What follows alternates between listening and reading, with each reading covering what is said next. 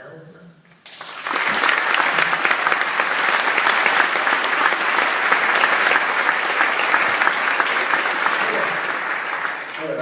Let's hear your feedback.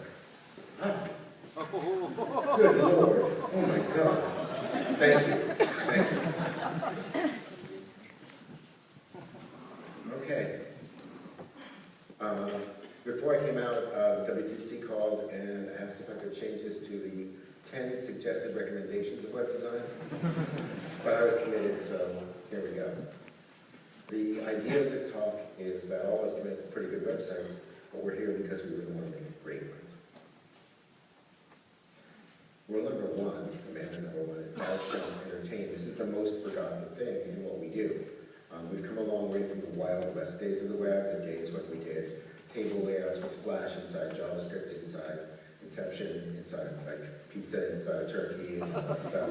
We don't do that anymore. Mostly we've got, we talk to our users, we make usable sites, et cetera, but we forget to amuse, delight, and entertain. We often don't have time, or we think we don't have time. Nobody ever said, talking about a TV show, wow, did you guys notice the color timing last night? Yeah, the reverse camera angles really matched. The editor just did a seamless job. Nobody talks about, it's just expected that technical things work. What's not expected is surprise, delight, entertainment. That's what you need to keep an audience engaged. So I want everyone to think about a software company. Okay, just close your eyes for a second. Think about a software company's website. Right, and you can pretty much imagine there's going to be a lot of copy, a lot of subheads promising benefits.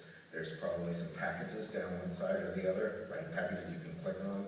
There's probably a hot-looking consultant using the product on the go. Maybe there's a picture of a really attractive person with a headset like this, an attractive person like me with a headset ready to answer your calls and answer,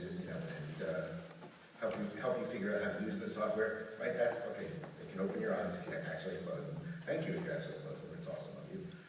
Okay, so this is a software website. This is Panic. Any Panic fans in the house? Okay, Panic software makes some of the most boring software in the world. Right? Boring functional software like I can edit HTML files, or this helps me upload files to my web server. Right? Pretty dull category, pretty dull stuff. Or there's Unison, which is for news groups, which I believe is porn. Anyway, this is kind of dull stuff, but they have taken, they've imbued tremendous personality in their apps. First of all, they went to Icon Factory, a group of icon designers, much like John Hicks spoke earlier, and they made these really playful, fun, funny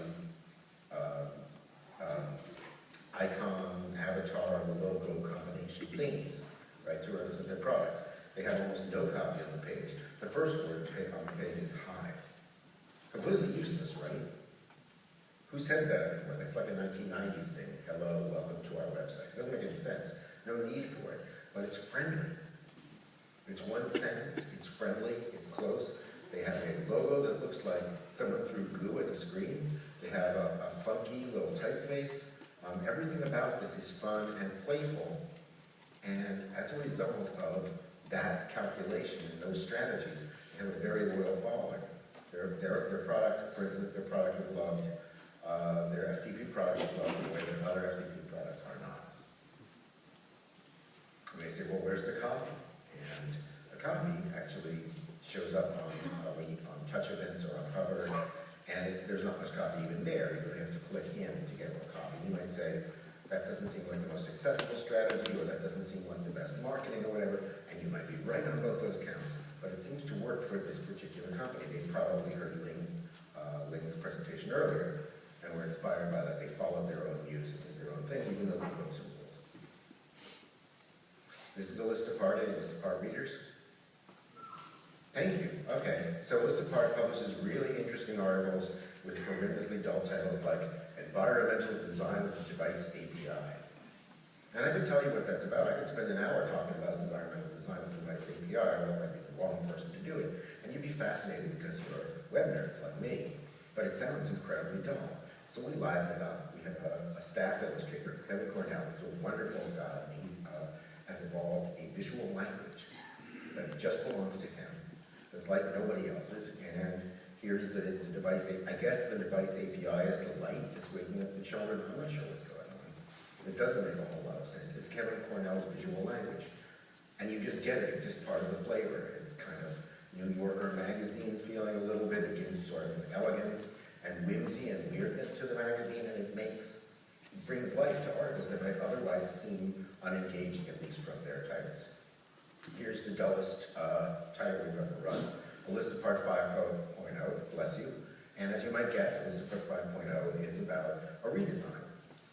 Now, every website redesigns, and even the most every website talks about their redesign, like, and no one ever cares, right? Right? If you go to a shoe store and they redesign, they talk about their exciting redesign, and it's always like 7 years out of date, right? We finally stopped using table layouts, and it's like, that's great, it doesn't look that many devices, it's not responsive, but yeah, good on the tables, right? But we felt like we had the right to talk about redesign because we're a web design magazine. And we thought, we'll talk about what we did and why we did it, and other web designers will like it or they won't like it, they'll disagree, they'll engage, they won't engage in something. But this is an excellent, I choose this example because this is Kevin Cornell at his most literal. This is as close to reality as it gets. So it's Shoe Shiner Boy, right? Do they still have those? Well, everyone's seen them, at least in old movies, right? Shoe Shiner Boy, they shine his own shoes.